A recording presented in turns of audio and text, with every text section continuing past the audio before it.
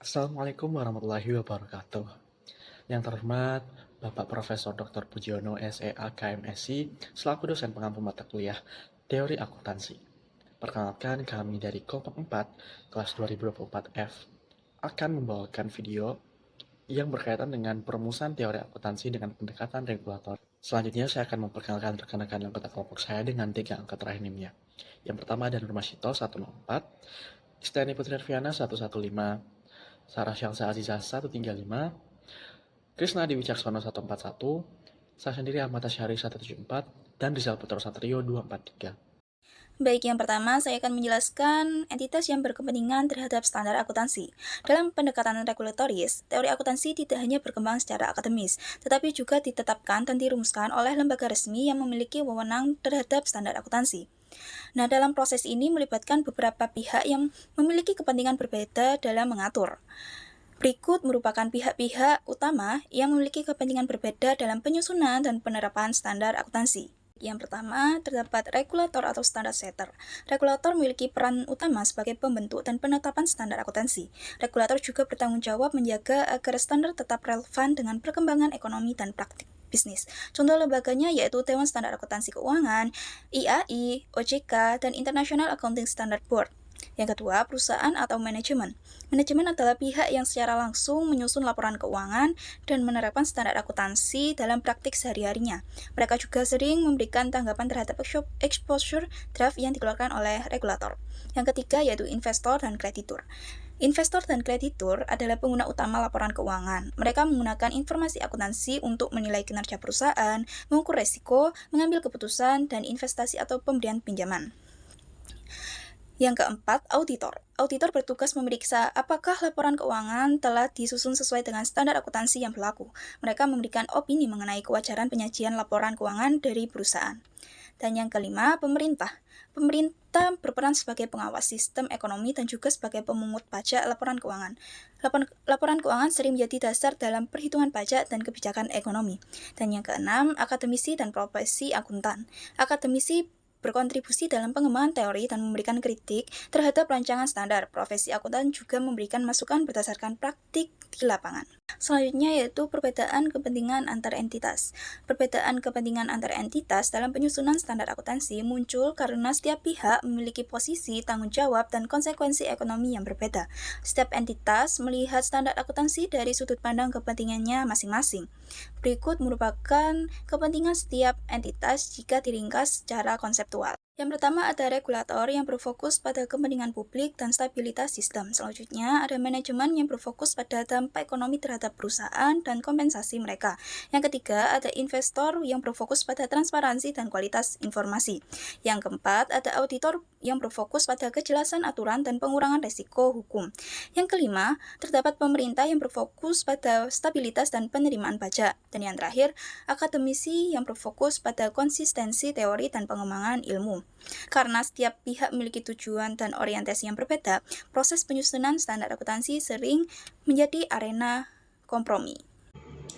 Baik, materi yang selanjutnya yaitu ada pihak yang berwenang dalam menetapkan standar akuntansi. Pada tingkat internasional, pihak yang berwenang dalam menyusun standar akuntansi adalah IASB atau International Accounting Standard Board yang menerbitkan International Financial Reporting Standard atau IFRS. Banyak negara termasuk Indonesia yang melakukan konvergensi atau mengadopsi IFRS agar laporan keuangan itu dapat dibandingkan secara global. Yang selanjutnya ada IAI yang merupakan organisasi profesi tunggal yang menaungi seluruh akuntan di Indonesia. IAI atau Ikatan Akuntan Indonesia bertujuan untuk menyusun, mengembangkan, dan mengatur standar akuntansi serta etika profesi agar berkualitas internasional. Nah, selanjutnya ada Dewan Standar Akuntansi Keuangan atau DSAK IAI yang merupakan badan di bawah naungan Ikatan Indonesia yang berwenang untuk menyusun, mengadopsi, dan merumuskan standar akuntansi keuangan di Indonesia. Lalu yang selanjutnya ada Dewan Standar Akuntansi Syariah yang merupakan badan di bawah Ikatan Akuntan Indonesia yang bertanggung jawab untuk merumuskan, mengembangkan, dan mengesahkan standar akuntansi berbasis syariah di Indonesia. Lalu yang terakhir ada Komite Standar Akuntansi Pemerintah atau KSAP yang merupakan lembaga independen yang dibentuk berdasarkan UU nomor 17 tahun 2003 dan UU nomor 1 tahun 2004 untuk menyusun, mengembangkan, dan merumuskan standar akuntansi pemerintah atau SAP. KSAP di sini itu menyusun standar berbasis kas menuju akrual maupun akrual penuh yang wajib diterapkan dalam laporan keuangan pemerintah. Baik, ya selanjutnya kita akan masuk ke materi peran pihak-pihak yang berwenang dalam standar akuntansi. Nah, di sini tuh setiap pihak itu memiliki peran yang berbeda namun saling melengkapi. Yang pertama yaitu ada badan internasional yang dinaungi oleh International Accounting Standard Board. Di sini IASB itu berperan dalam mengembangkan standar global atau IFRS agar laporan keuangan antar negara itu memiliki keseragaman. Yang kedua, meningkatkan transparansi dan kualitas pelaporan keuangan di pasar internasional. Dan ketiga, menjadi referensi utama dalam harmonisasi standar akuntansi di berbagai negara.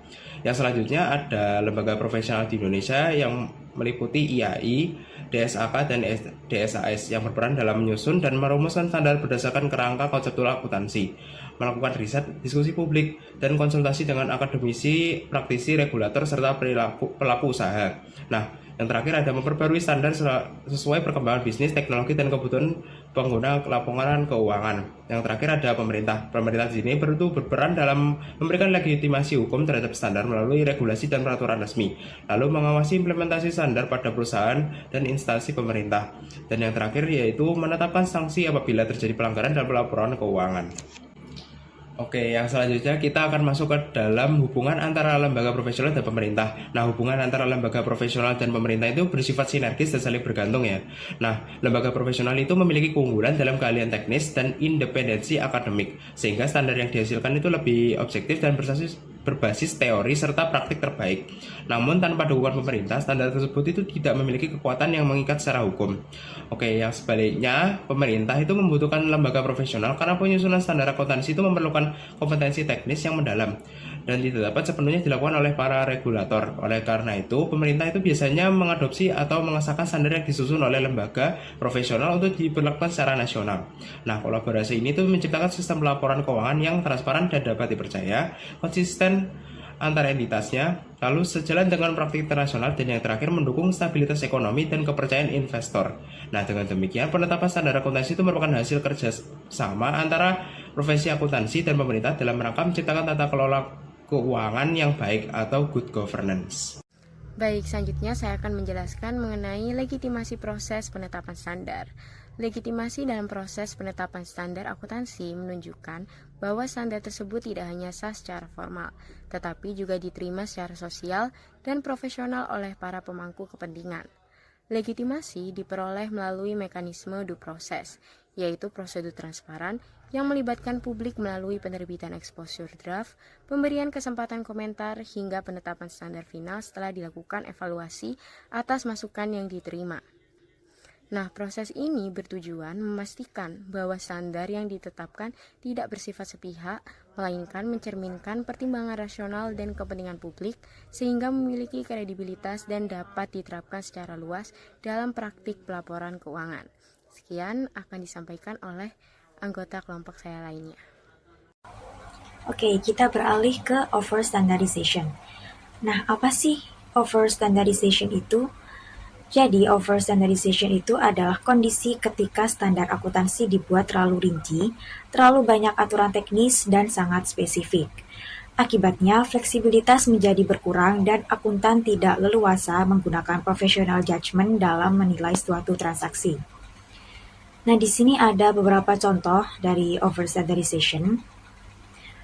Misalnya dalam pengakuan pendapatan. Kalau aturannya sangat rinci dan penuh syarat teknis, perusahaan bisa saja menyusun transaksi sedemikian rupa supaya memenuhi kriteria tertentu di aturan tersebut. Secara aturan mungkin sudah benar, tetapi secara substansi ekonomi belum tentu mencerminkan kondisi yang sebenarnya. Nah, disinilah muncul perbedaan antara pendekatan rule-based dan principle-based. Pendekatan rule-based cenderung memberikan panduan sangat detail untuk setiap situasi. Sementara principle-based memberikan prinsip umum, lalu akuntan menggunakan professional judgment untuk menyesuaikan dengan kondisi yang sebenarnya. Jadi, over standardization itu bisa membuat akuntansi berubah dari menyajikan informasi yang jujur dan relevan menjadi sekadar memenuhi aturan. Nah, inilah yang menjadi kritik utama terhadap standar yang terlalu rinci. Setelah kita mengetahui apa itu over standardization tadi, di sini ada beberapa dampak dari over standardization. Yang pertama yaitu mengurangi professional judgment. Artinya, ketika aturan terlalu rinci, akuntan jadi hanya mengikuti aturan secara kaku dan tidak lagi menggunakan pertimbangan profesionalnya untuk menilai kondisi yang sebenarnya. Yang kedua, mendorong creative compliance. Ini itu maksudnya perusahaan bisa saja mencari cara agar terlihat patuh terhadap aturan, tetapi sebenarnya hanya mengikuti celah aturan tanpa benar-benar mencerminkan kondisi ekonomi yang sebenarnya. Lalu yang ketiga, meningkatkan kompleksitas. Semakin banyak aturan teknis dan detail, semakin sulit pula standar tersebut dipahami dan diterapkan. Hal ini bisa membingungkan terutama bagi perusahaan-perusahaan kecil yang baru merintis usahanya. Lalu yang terakhir yaitu menurunkan relevansi informasi. Karena fokusnya hanya pada kepatuhan aturan, laporan keuangan bisa jadi kurang mencerminkan kondisi nyata perusahaan dan kurang relevan bagi pengambilan keputusan. Baik, pada slide pertama ini saya akan menjelaskan mengapa akuntansi terdapat pilihan metode. Jadi menurut BKUI, standar akuntansi memberikan alternatif metode karena kondisi perusahaan itu berbeda-beda. Jadi setiap perusahaan itu memiliki struktur aset, pola produksi, dan lingkungan ekonomi yang tidak sama, sehingga satu metode belum tentu cocok untuk semua. Nah, selain itu, banyak elemen akuntansi yang bersifat estimasi seperti umur, manfaat aset atau nilai wajar. Jadi karena sifatnya tidak pasti, standar memberikan ruang bagi profesional untuk memilih metode yang paling mencerminkan kondisi perusahaan. Nah, pilihan juga muncul karena perbedaan tujuan pelaporan. Jadi ada yang metode yang menghasilkan laba lebih stabil, ada juga yang lebih mencerminkan kondisi ekonomi terkini. Nah, contohnya itu dalam depresiasi terdapat metode garis lurus dan saldo menurun. Nah, dalam persediaan ada FIFO-LIFO dan rata-rata. Nah, jadi dalam valuasi aset ada historical, cost, dan fair value. Jadi pilihan metode ini adalah bentuk dari fleksibilitas dalam standar akuntansi.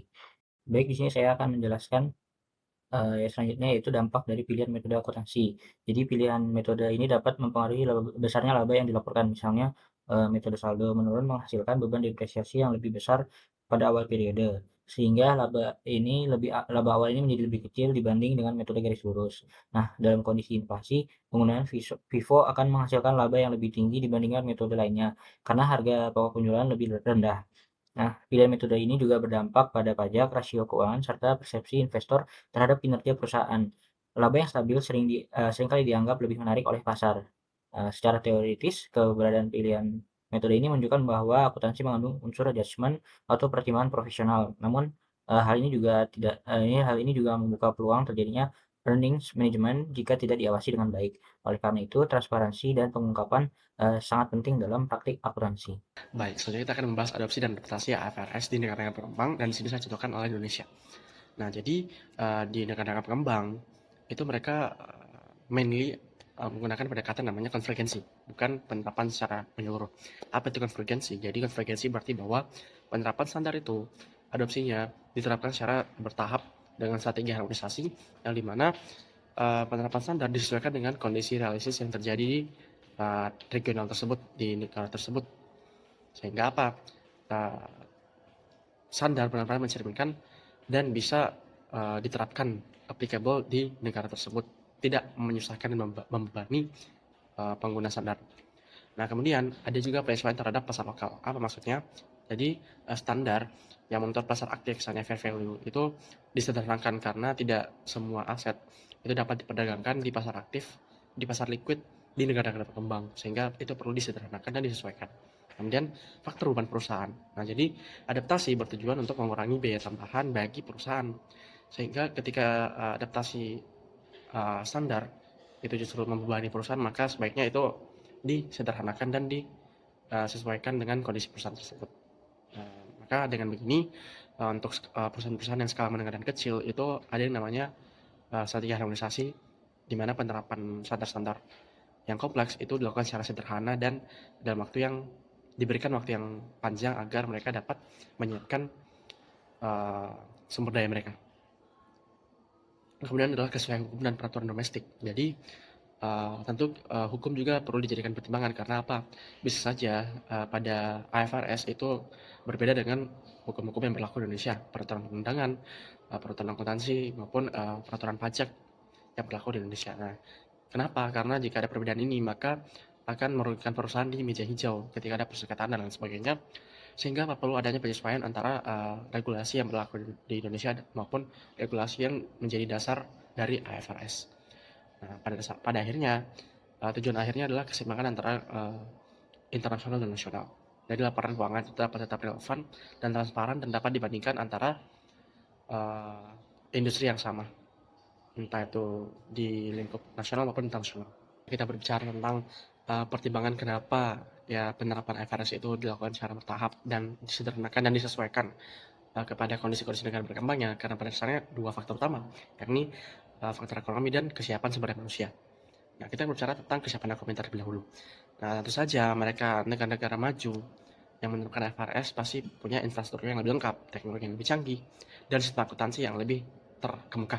Berbeda dengan negara berkembang yang mereka masih ketertinggalan, sehingga jika dipaksakan maka bisa saja berpotensi fatal di kemudian hari. Bisa saja mungkin terjadi kesalahan pengungkapan maupun kesalahan penyajian yang bisa saja memiliki risiko yang material.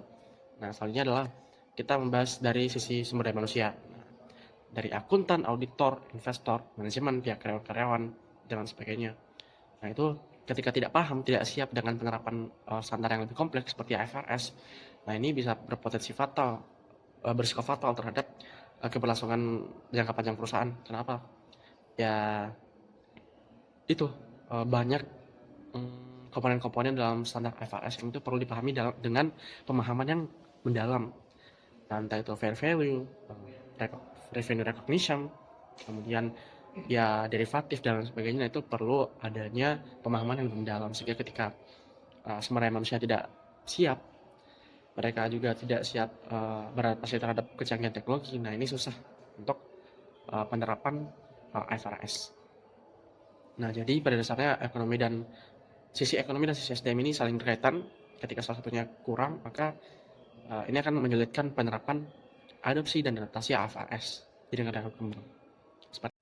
Nah, oleh karena itu penerapan IFRS, adopsi dan adaptasi IFRS di negara berkembang itu dilakukan secara bertahap dengan strategi harmonisasi, agar mereka tidak dipaksakan, tidak terburu-buru, tidak terkesan terburu-buru, sehingga perusahaan dapat lebih siap untuk penerapan dari si standar yang lebih kompleks. Selanjutnya, strategi bertahap dalam harmonisasi ini berarti bahwa Indonesia itu tidak menerapkan IFRS secara sekaligus. Ada prioritas dan ada yang tidak diprioritaskan. Apa yang menjadi prioritas? Jadi yang diprioritaskan adalah perusahaan-perusahaan publik dan lembaga keuangan yang dimana mereka dianggap telah siap secara sistem maupun secara SDM. Dan mereka juga perlu menyusun laporan keuangan yang perlu dibandingkan secara internasional, sehingga ya mereka diprioritaskan untuk mengadopsi IFRS.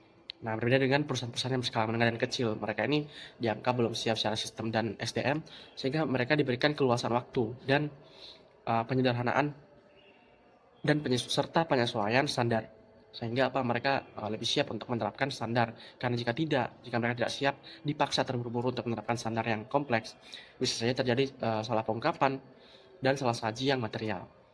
Kemudian di tiap tahapan itu ada penyesuaian yang teknis. Jadi bisa saja mungkin ada sektor-sektor tertentu atau industri tertentu yang dianggap mungkin siap untuk menerapkan standar ini, sehingga mereka ya sudah diprioritaskan.